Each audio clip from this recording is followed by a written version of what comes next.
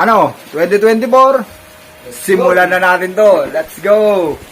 At after ko mag-intro, ayan na nga mga boss, mga sir, nag-umpisa na ako para maglinis, para sa pagbubukas ng store ay malinis para sa mga customers. Kasi yung kinuha ko yung camera ko after ko mag-map. Yan, di ako na-inform, may exam pala. Hindi pa naman ako nakapag-review that time. Tapos ayan na nga, nakipagkwentuhan sa akin yung isa kong kasamahan.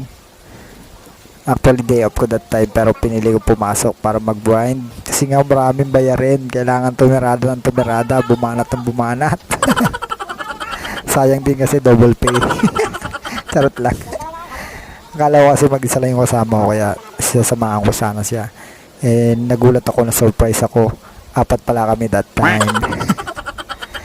Diyan medyo nahihirapan ako